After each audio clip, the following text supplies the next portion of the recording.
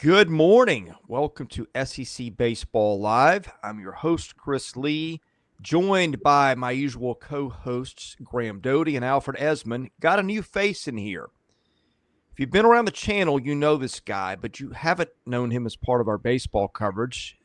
Jay, I'm going to just take it off the top to let you introduce yourself to our baseball crowd here. You're going to be helping as part of our coverage this year. Look forward to it. Yeah, I'm glad to.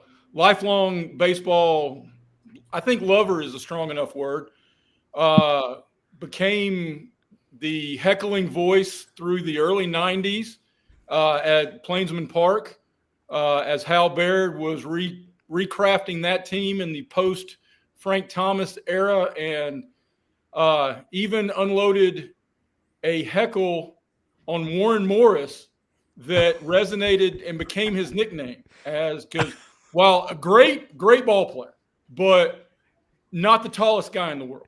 And my voice carries, and all of a sudden the entire park got quiet, and at the top of my lungs I yelled at Skip Bertman, who was the LSU coach at the time, "Hey Skip, somebody left their hat at second base." And the whole ballpark started laughing. And he put his glove in front of his face back when that wasn't a cool thing to do. And I came to know a guy that played outfield on that team later in life, and he recognized my voice because they called him Hat for a big chunk of the rest of that year. Of course, he ended up being way better at baseball than I am at anything. So hat or no hat, glad to be with you guys. And also of note, Ken Griffey hit a home run off of me when I was 15 and it still hadn't landed. So there's that too. Warren Morris, man, that is an SEC baseball name if there's an SEC baseball name. Welcome, Sam Smith. If I can count on anybody to support my work, it's Sam Smith. Let me just get that out there. You guys may have heard this, Graham. I may have told this on air last year, but if not, Jay has not heard this one. My brother was a high school baseball player, and the best player on their team was a two-way kid who went to Clemson to pitch and was like a dude for them weekends right off the bat. I don't remember if he pitched out of the bullpen, or I think he was playing some right field, maybe pitched a little bit, but they were playing at Wake Forest. And he said there was a guy in the right field bleachers that was just riding him mercilessly all game. And, most kids try to ignore it, everything. He said, finally, I just out of curiosity, between innings or whatever, I turned around to see who it was that was just giving me the business all day, and it was Tim Duncan. Wow. Yeah. And he seemed so reserved. He probably was wearing flip-flops too. He probably was, but he was really giving the Clemson right fielder a very hard time. That remains my favorite heckling story. So, we'll begin the show on a happy note. We'll take it to a not as happy place here. Big story of the day, gentlemen, was Gavin Grahovac. I mean, just, your heart breaks when you see that. It's not often you see a player of his caliber that's going to miss the entire season. Grahovac was, I don't know, I've been looking at mock drafts for 2026. I've seen him as maybe the number one guy on the board. Was a tremendous player as a freshman and starting third baseman for Jim Schlossnagle at A&M a year ago. I mean, this one just reverberated throughout the college baseball world. You hate to see it. Now, look, spoiler alert, A&M's really deep. And we're going to go into maybe some possible lineup combinations, guys that benefit from playing time, how this affects A&M, all that. But I'll start with you, Alfred. You tweeted about it a little bit, did a quick reaction to it. I think we all just were shocked to see the news on Gavin Grahovac. Hopefully he gets back soon, but that is going to be it's probably a top 10 bat in America now missing from the Aggies lineup. Yeah, it's a shame. I mean, next year, the number one draft pick, I think, is either going to be him or Drew Burris at Georgia Tech. It's going to be one of those two guys. And you hate to see it. I mean, outside of Jay Slaviolette, this guy was probably their next best bat, at least heading into this season. And for the foreseeable future, it was going to be that way. I guess there's some people who said, I don't know if Jay, if you caught the game Sunday or if you guys did, I only did the Saturday game. They said he was kind of wincing and stuff, as he was playing that day. Saturday when I watched, it wasn't that bad. I didn't notice anything kind of different about him, but apparently Sunday something else was happening. So very unfortunate. It's a pretty big blow. I mean, no one wants to see this, in all honesty, especially not Texas A&M, but also just, I guess us and other people around the league who just enjoy baseball, because, this is the reigning SEC Freshman of the Year and a guy who was fighting for first team status. It's a shame. I hate to see it. As far as replacements go, when we get into that, I guess Wyatt Henseler's been kind of the main culprit to move over there. Former Ivy League Player of the Year over at Penn. That's the main guy. They have other options too. I mean, Jamal George, their talented Alabama State transfer, can move over there. Gavin Cash is a name I've seen get thrown around too. We'll have to see, but it's very unfortunate though, regardless of who replaces him. I mean, it's going to be hard to replace Gavin Grahovac over at third base, to say the least.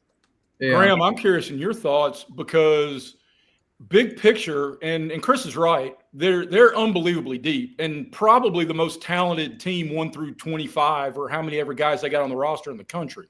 But when you look over and you lose a guy who's just a monster, it trickles down. And I think that's going to really, it's going to reveal what that coaching staff can do with just a vacuum hole in the middle of that lineup and at third.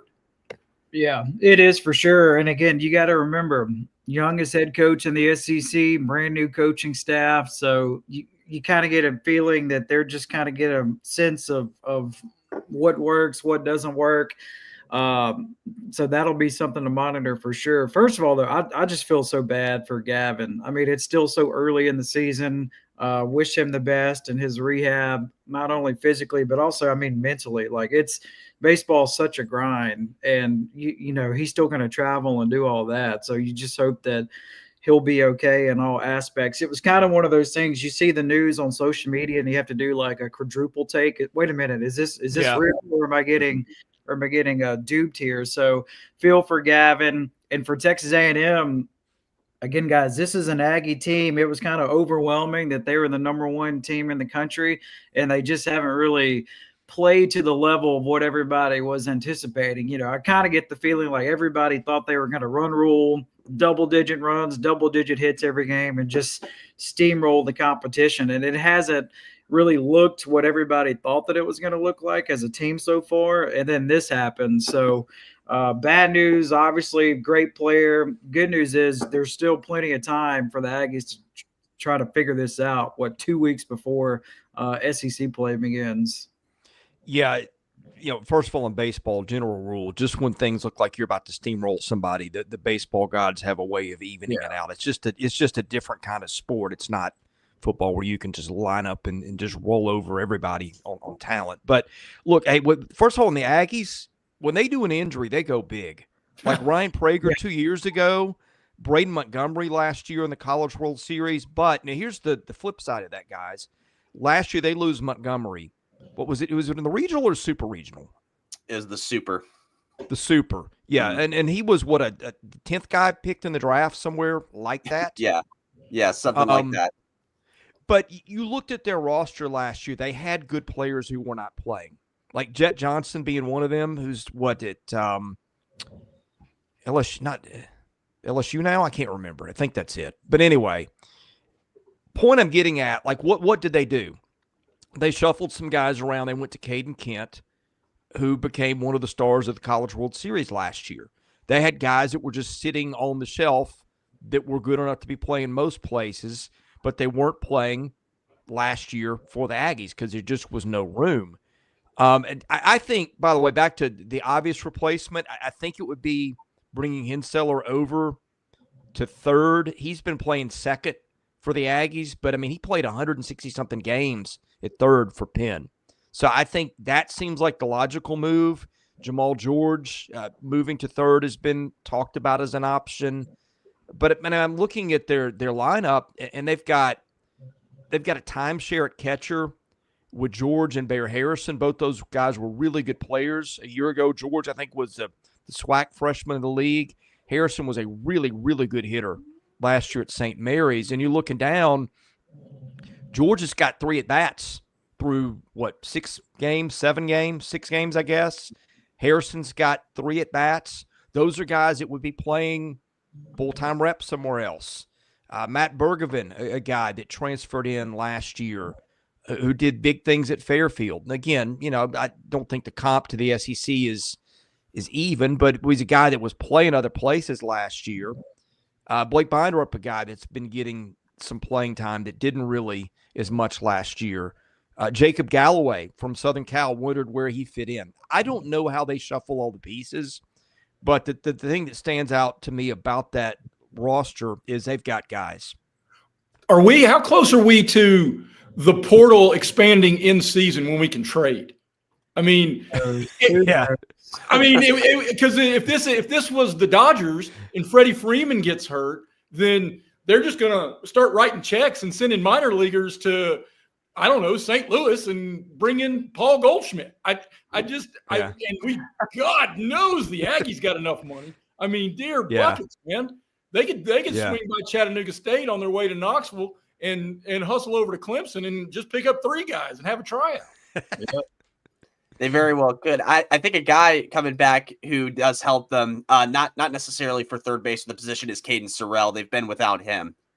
So that's another bad. I saw that's what a lot of Aggie fans were at least saying was, man, we need Sorrell back now. And, although I don't think they may need him back now, getting him back in the near future would help them as well. And they have the kid Terrence Keel, I think, who's been playing in his place, and he's been really good for them. I've seen a lot of people happy with him. He's been hitting the ball really well. He's just been a base hit machine. So that's an example of showing how deep they are. Someone mentioned that in this chat too. Cade Johnston, if you go up to his little comment there, mentioned about Keel and Sorrell and all that stuff. So it just shows that's an example of how deep this team is. No reason to fret too much. Obviously, you lose a player of this caliber this early, it stings a little, and it's probably going to still sting today and throughout this week. But there are ways to help replace it. So that's what you got to look out for. And that's a great point. League, Graham, Jay. Nobody's going to cry for Texas A&M because they still got the big left-hander to run out there on Fridays. Right. Yeah. Alfred, I hadn't even thought about freshmen, and I'm looking down. They've got Sawyer Farr on the team. He's had 3 at-bats. He was last year the number 67 player in the class by perfect game. Sam Erickson, I don't think's played yet, number 87 by perfect game. You mentioned Terrence Keel, number 111 by perfect game. And some people, people have varying opinions on perfect game ratings, but it's one of the few organizations out there that does it. And look, A&M is recruiting top shelf guys. So those are some guys that, they've just got bodies in reserve beyond the transfer portal. So, like Jay said, not a lot of people may be feeling sorry for the Aggies, but that does leave a mark. Sam says, Caden Kent, Jeff Kent's son. Yeah, he might be. Wow. I know we're breaking news here with that. Sam also says to tell me that I suck in the comments because it helps boost the video. Hey, Sam, whatever helps us out here, buddy. We'll take it. Anything else? Love me. Wow. right. Speaking of mid-semester ads, we may get to one of those in just a minute when we hit another topic. But anything else on the Grahovac news before we move along? Get well soon, please. Yeah. And Graham's right. Baseball is a grind. And man, oh man, how miserable is that kid going to be on a Saturday in Austin? And you're playing your rival, and you got to sit there in street clothes, knowing you'd be just right there, neck deep in the middle of it. Yeah. Next up, LSU. Graham won a midweek last night. One of the guys we have been looking forward to seeing this year, obviously, for LSU, William Schmidt. Had a pretty respectable outing. Just give us a quick recap on LSU, and then let's talk a little bit about their pitching structure, because that is a team, as we've mentioned many times, has some arms. Sure. First of all, I was like, why is LSU playing on a Monday night? So the weather has just been so crazy. in Baton Rouge that this game got moved like 2 or 3 times before they settled on playing yesterday. LSU did not have a game on Sunday. So it was predetermined. William Schmidt was going to start. Jay Johnston, after the game, said he went up to the umpires and said, hey, look, he's going 60 pitches no matter what. He was trying to plant that seed. He wanted to get William a win, and that's certainly what happened. You can tell Jay Johnston really, really, really loves William Schmidt. I mean, as he should. His stuff is electric. I thought it was fascinating. After the game, Jay was talking about when he got hired at LSU. He really went around the league and studied how each team over the years has handled like a big-time recruit like this, pitching-wise. What worked, what maybe didn't work with other programs over the years. So you can tell they're going to like ease William Schmidt into it. They don't really just want to throw him in the fire right out of the gates. But last night was kind of like one of his longest outings. He went 4 2/3, struck out 3, didn't walk anybody, only gave up 1 earned run. And again, only 60 pitches thrown, and ended up getting the win. So he looked good. And as far as like what their pitching looks like, we know they can really hit it as they've done all season long. But pitching wise, they got 3 really, really, really good starters. You know, Cade Anderson and has been off to a good start. And just kind of looking at what they got in the bullpen, I know, Chris, one thing you've been touching on is Cowan, the Wofford transfer. Yeah. Haven't really utilized him yet, and that just kind of gives you an idea of how deep they are, because Cowan, 10-2 last year, all-conference selection at Wofford in the SoCon, and then, you know, just kind of looking at LSU and like, what in the world are they going to look like starting wise? And they're so deep starting wise that they haven't really used him yet. He hasn't even started yet. And out of the bullpen, the LSU, they've already used 10 different arms out of the bullpen. So their starters, their weekend rotation off to a really, really good start. You know, numbers wise, they're right up there 1, 2, 3 as far as anybody else in the conference. So they're in really, really, really good shape on the mound, starting pitching wise and with the bullpen. And as far as a closer goes, like one of the guys that they have used so far is Kason Evans, the freshman. You know, he's got a save, and it appears that like this is kind of going to be the guy that they're going to use deep in the bullpen there late in games, at least up to this point in the season. Now, will that be the case in SEC play? Who knows? We'll wait and see. But kind of looks like it's going to be Evans so far. He's got the most strikeouts of anybody out of the bullpen for LSU this season. So super talented offensively and on the mound, and you can certainly see why they're pretty consistently top 3 in the country in all these polls.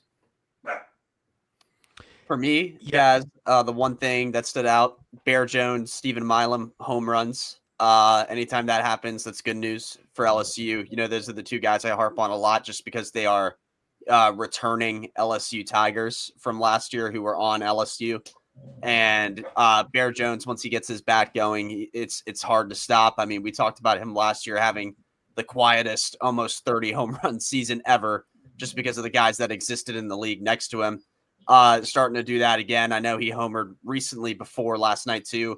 And then shout out Stephen Milam getting his first bomb. I know he was a heroics guy last season, but now here in this season, he's starting to heat up with that one. So that was something that stood out to me. Great job from those 2 guys. When you get your 2 returners and your 2 leaders kind of doing that, that's very good for Jay Johnson's club.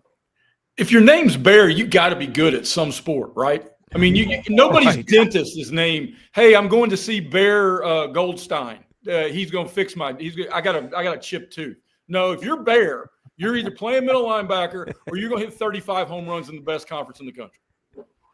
Absolutely. Well, you know, hey, back to the pitching for a minute.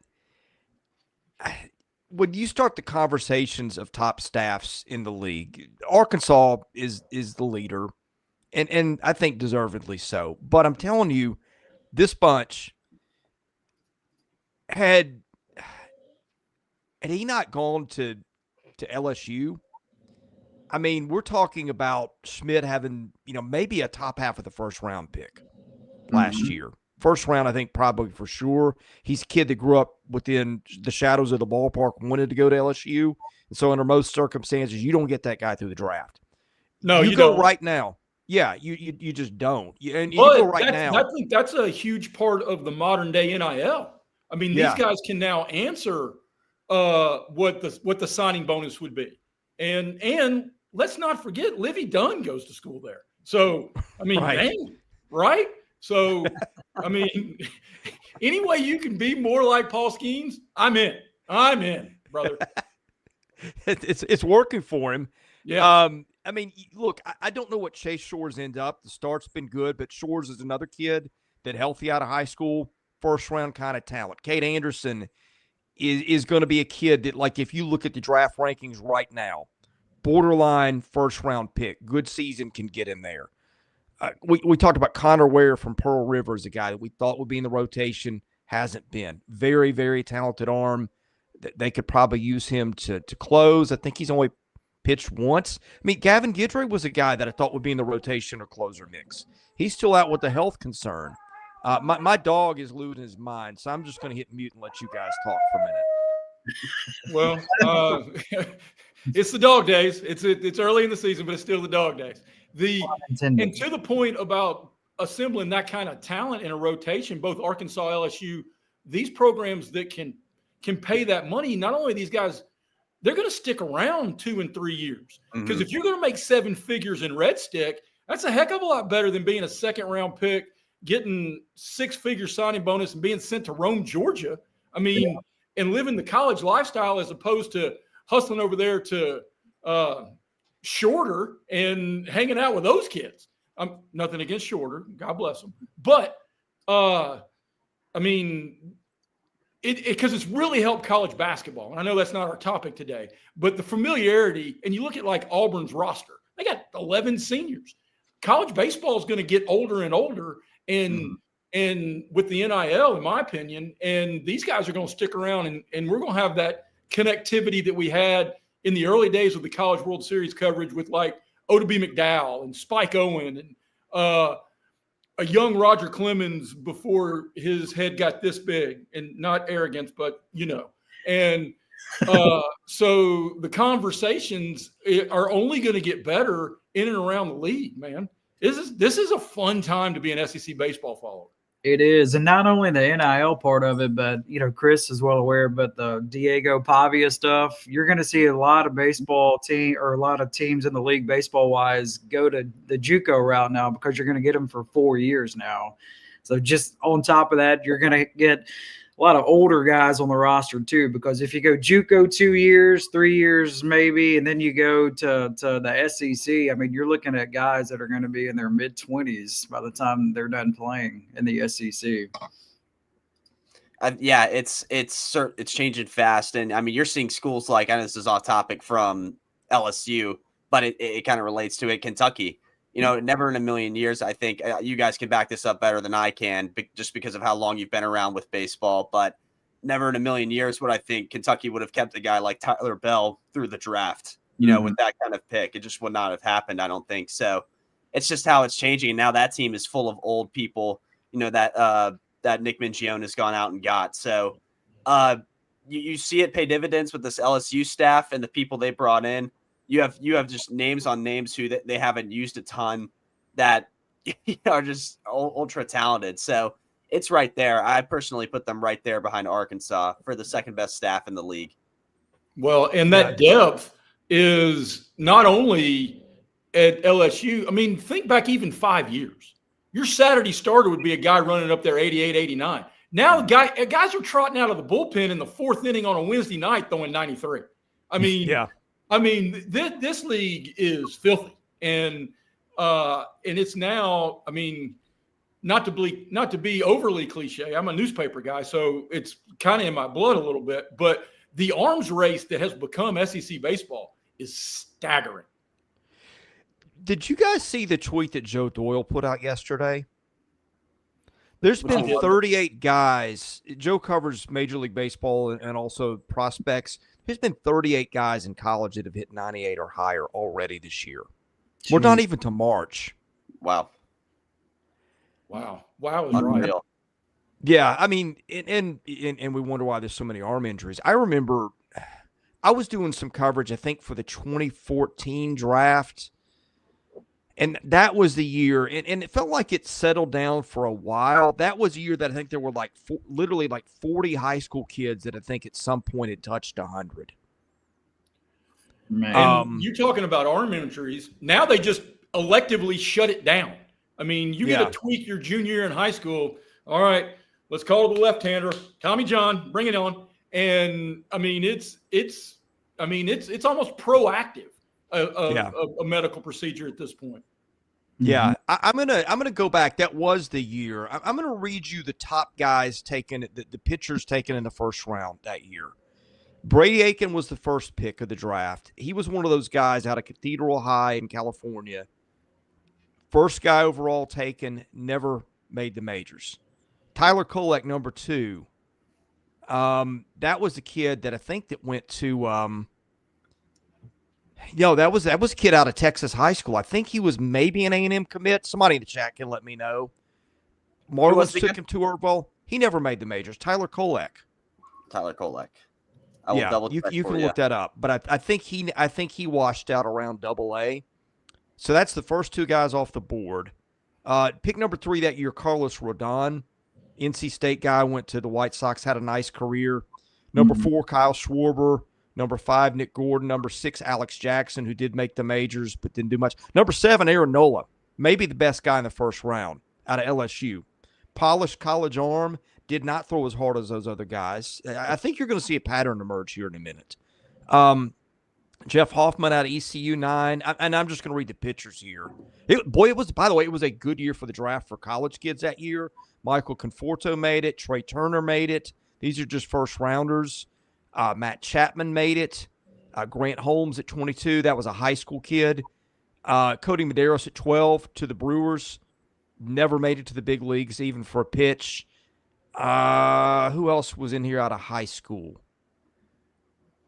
Grant Holmes made it after 10 years. Took him till last year to make it with the Braves. So I think Grant Holmes was the only high school arm out of that draft that made the majors, including the top 2 picks. Alfred, you can verify, but Kolek never made the bigs, right? He did not. He was drafted by the Marlins and had a letter of intent to TCU. That was the school. TCU. Yeah. I think his brother later played at A&M.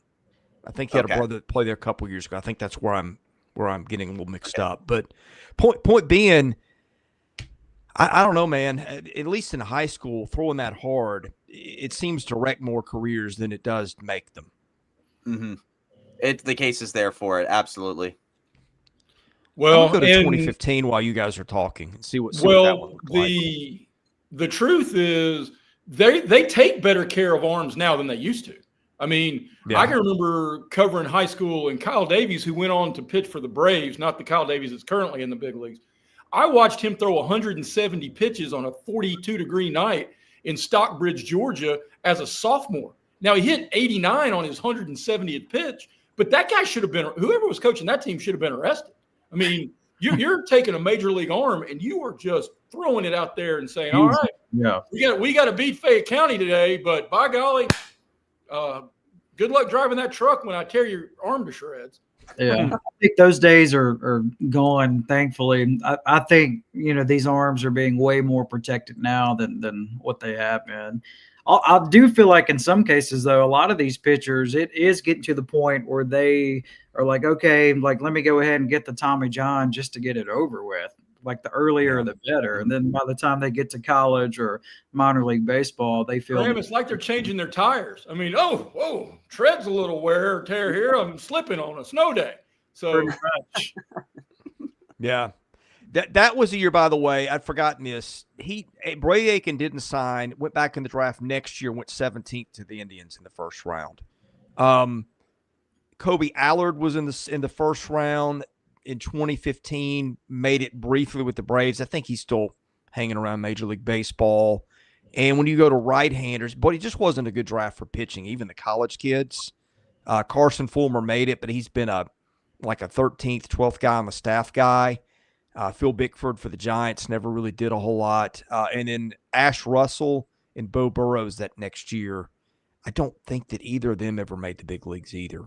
So, to me, it's the hardest sport to make it, though. Like in that there is. And spending 3 years in minor league baseball, I mean, it's one of those things, like, there's nothing glamorous about it. Nobody wants to be there. Like, you travel way better in the SEC than what you do in minor league baseball. Mm-hmm. Nobody wants to be on a bus for 8 hours and playing in the middle of nowhere. And you go to SEC, there's going to be at least 5,000 people in the stands, great facilities. The coaching is really good. And all the games are on TV now. Like, when you go to minor league baseball, none of those games, I mean, you got to really pay attention if you want to follow along to see what's going on in minor league baseball world. It was a huge deal when I was a kid. The Braves drafted Bob Horner in the first round at Arizona State, and he went straight to the big leagues. And I think with this NIL conversation, I think you're going to see a lot of these 3-4 year SEC players try to negotiate, hey, I'm 23 years old. I know the major league teams may not want to do it because of the starting the clock on these kids and the contracts and arbitration eligible and those things. But Graham, I couldn't agree with you more about the baseball lifestyle in the SEC blows. I mean, we've got a AA team here. The Tennessee Vols would draw more playing in Chattanooga than the Chattanooga Lookouts will. Yep. Been in that ballpark many times in the good old Southern League days. Bob Horner. No, there's a name from the past. One of the few guys in our lifetime who skipped the minors. I'm trying to think of other guys. Did Robin Yount skip the minors entirely? I don't know if he did, but are you thinking about Robin Ventura? Did he do it at Oklahoma State? Well, he went to Oklahoma State. I'm talking guys that went right out of high school. Well, Horner went right out of college. Yeah. Well, David Clyde was the famous Texas pitcher in the 70s who at that time was throwing 95, and that was blowing everybody's hair back. I think he did it, but he blew his arm out. Shocker. I can't recall a whole lot of other straight out of high school dudes. That's a feat now. Yeah. I want to say Dave Winfield did it right out of college too. Dave but I Winfield, could be wrong. Only guy drafted by four different professional sports teams in 3 different That's crazy. Sports. That'll never happen. Yeah. No. Did Crochet go straight to the bigs? Sam chiming in. He was drafted by both the Hawks and an ABA team. Dave Winfield was. Yeah.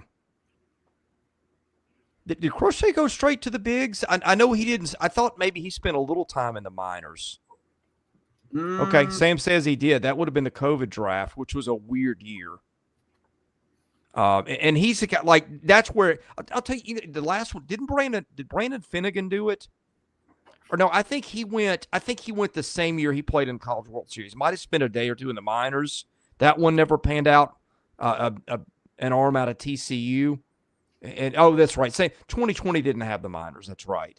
So that was a weird thing. But Crochet was one of those kids, like a big, angular lefty that could just, you could. And I think there's a lot of kids like that in college. That, like, if you had to, you could slot into a bullpen just because of having 1 or 2 pitches and being hard to hit. So he would be one. But I mean, there's not a lot of guys in our life that have done that.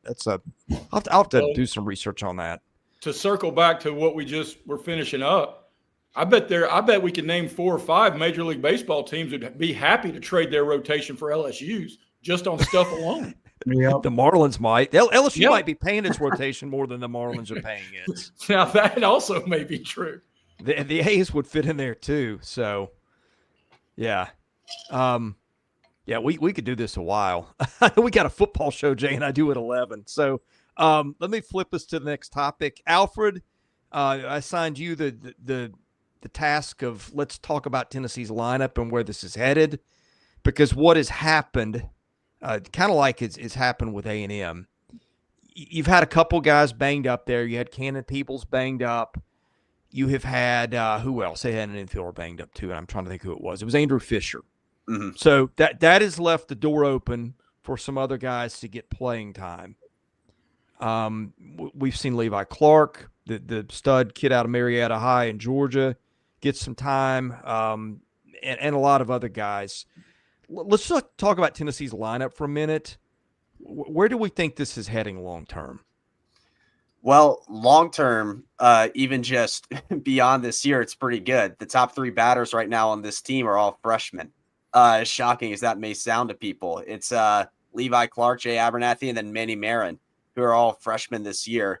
Anytime you have a team with a 1,200 OPS right now, 2 weeks into a season, you're doing something pretty dang good.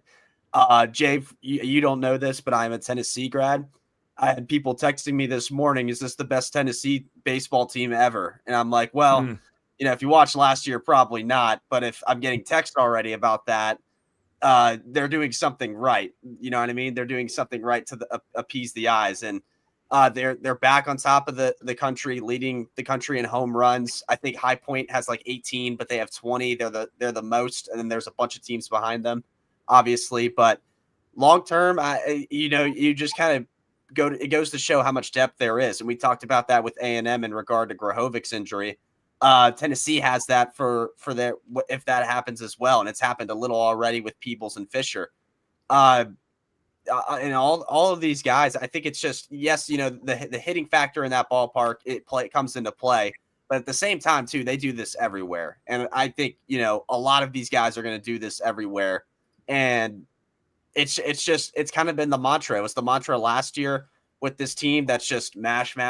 And here we are again. And it's just next man to the plate. And we've seen Levi Clark do that. I mean, Levi Clark's leading the team in home runs with Dean Curley, right now as a freshman. So it truly is next man up for Tony Vitello's squad. Long term, maybe you need to figure out where these freshmen get slotted in defensive position wise, but I think Tony Vitello for now in non-conference play is going to take the hitting, at a high level that he's getting.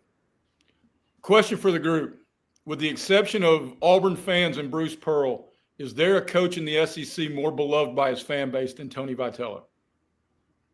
Not many. I mean, he's certainly on the short list now. I mean, that, and man, oh man, he's great for college baseball because he's the Chad Baker Mazzara of SEC baseball coaches. If he's your guy, you'll love him. If he's not, you hate him. But you know what? Everybody's got an opinion on him. I would throw Lane Kiffin in there at Ole Miss. That's a pretty good one. I certainly would have done it this time if it last August. But I think there were some hurt feelings that they did not get into the playoff. Don't get me wrong, Ole Miss ain't going to ever let go of him. And Georgia loves Kirby too. I mean, I'm not. Yeah, that was my next. We're picking nits at this point, but I know Tennessee baseball fans love them some Tony V. Mm-hmm. Yeah. No, he'd be top 5 easily on that list. Kirby Smart would be on there. Tim Corbin at Vandy would be on there. Bruce Kevin Pearl's O'Sullivan. Yeah, well, Pearl might be one. Just because Kirby Smart's won, Georgia won football games before Kirby Smart got there.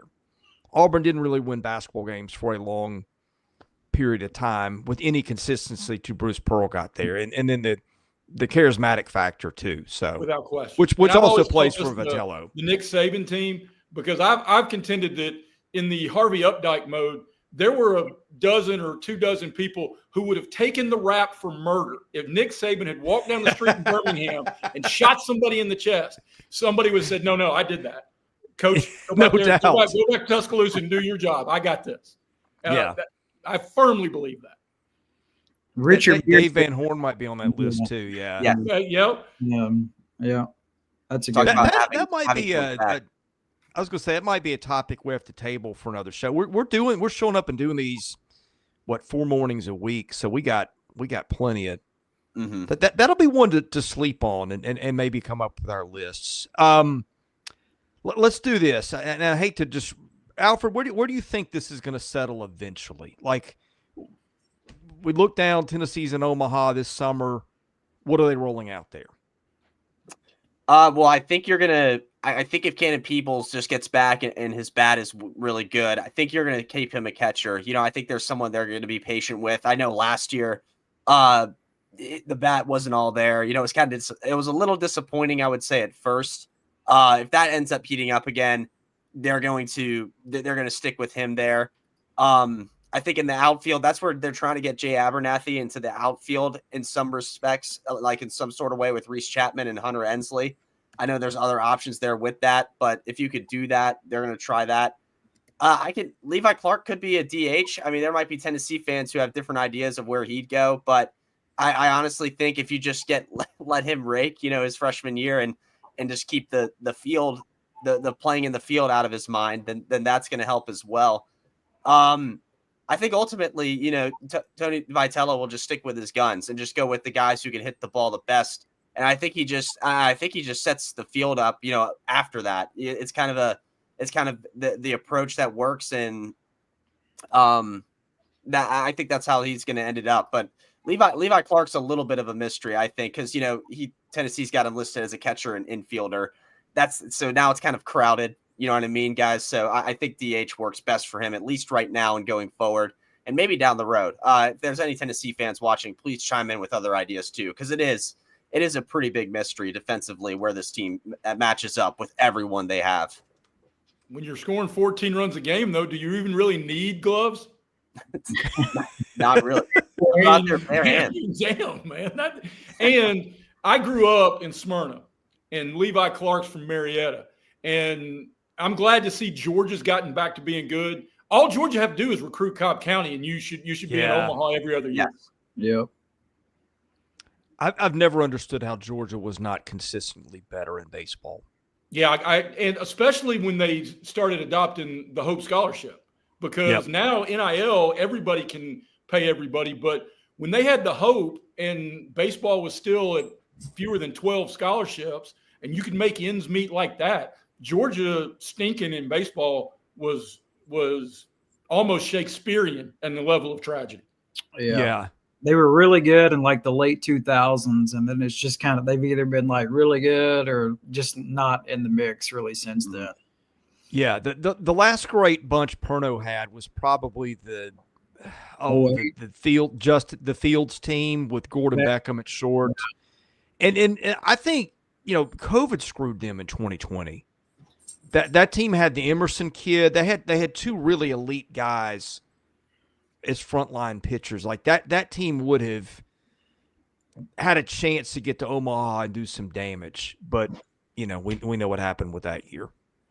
That would have been like of all the the things that like you'd like to see a redo. I would have loved to see the 2020 season redone because Tennessee was coming. We just didn't know it yet. Vanderbilt had a loaded pitching staff. Georgia had a loaded pitching staff.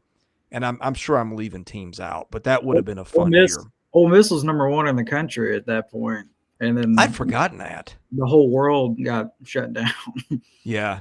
Ole Miss only had one loss. Yeah. Right. Like 16-1 or something like that. Yeah. Yep. Yeah. I mean, we haven't gotten into the whatever Florida had that year, and that was we should do like a what if or something and replay the 2020 baseball season. That would be fun. But Sam points out Clark can play left and probably will end up there. I think he's right.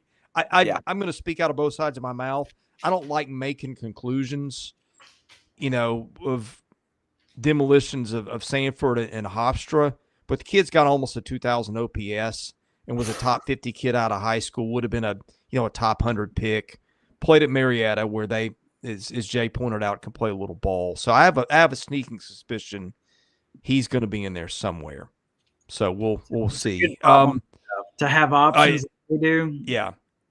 And the greatest team ever. I think it feels like they got a lot of depth, but like some of his teams had that before. You just didn't know it because they weren't playing Kavaris Tears or whoever sat for 2 years and didn't get their turns. That's premature, but it tells you a little bit about the feeling in there. The other thing is the pitching. We haven't gotten into that yet. I just don't know what some of these guys are. I mean, I feel like top end of the staff with Doyle and Snead and Russell if he gets healthy. I mean, that's pretty elite. You've got some guys in Dylan Loy. He gets healthy. He's pitched there before. He's been pretty good.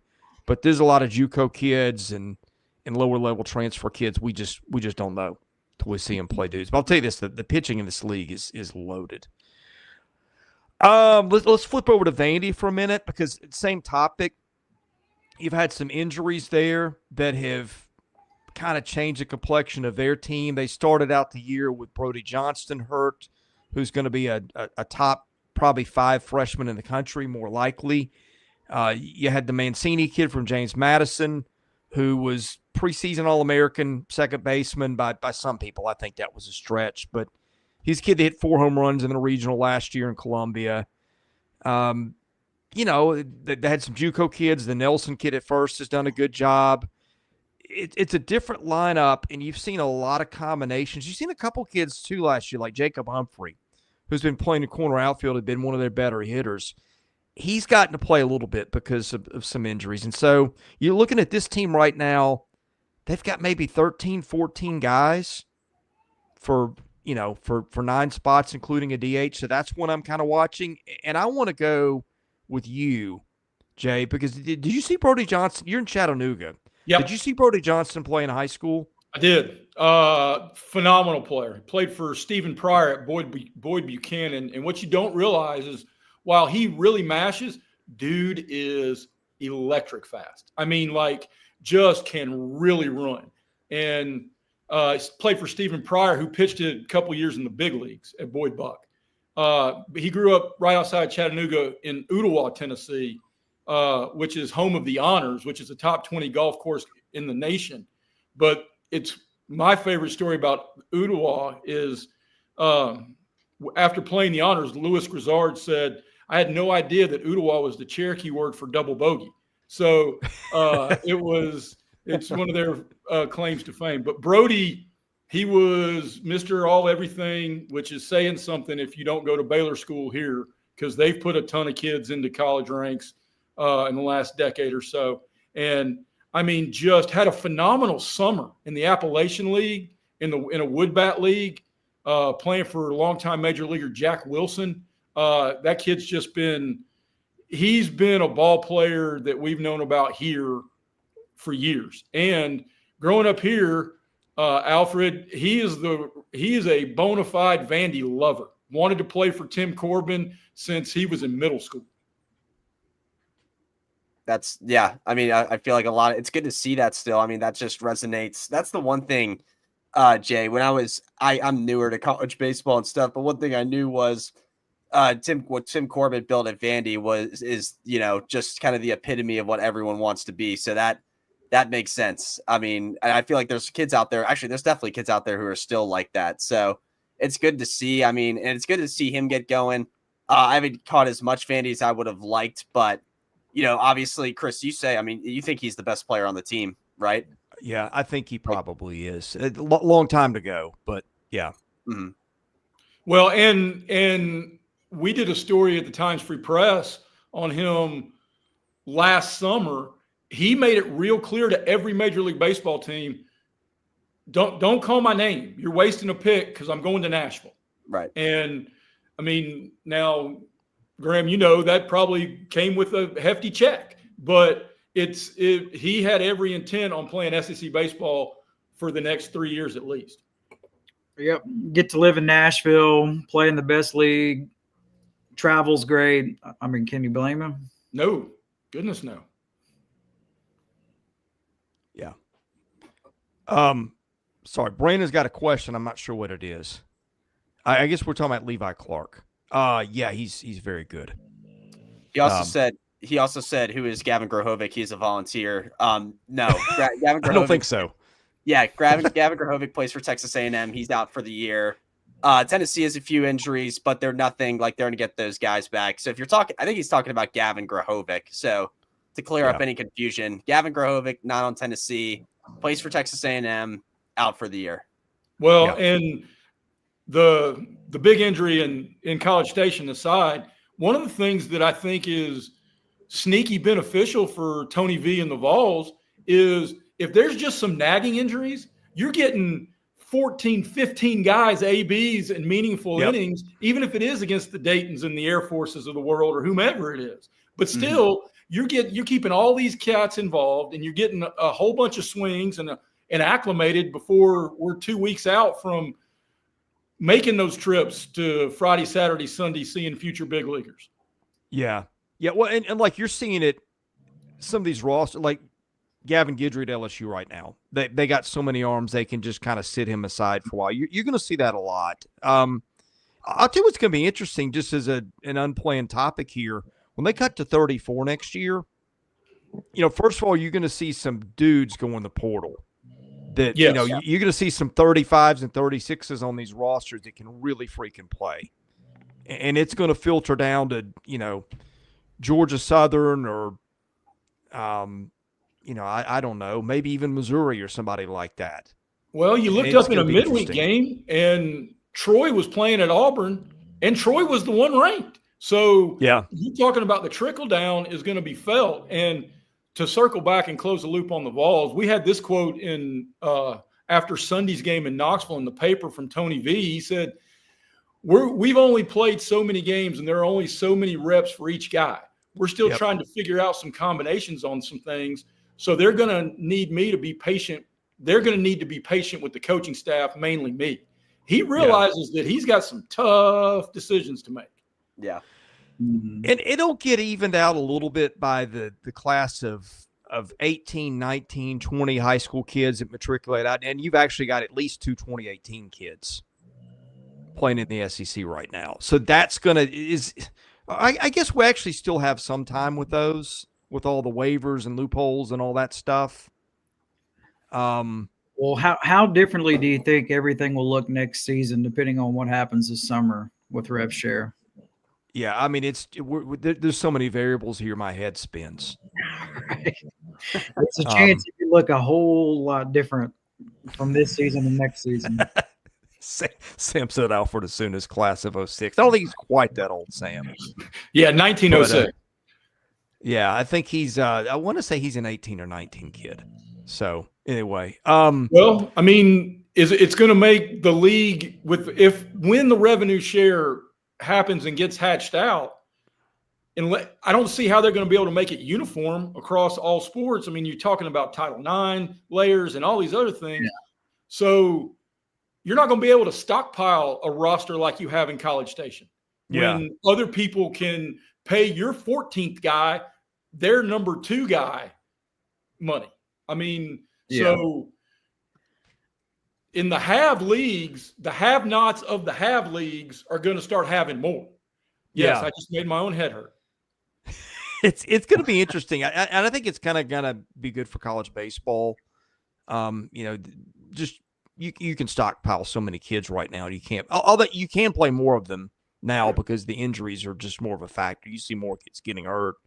And I suspect it goes back to the wear and tear in travel ball and all that long before college. But again, that's another one of the topics. Man, we got all spring and summer to talk baseball. Ooh, I got a great travel ball story.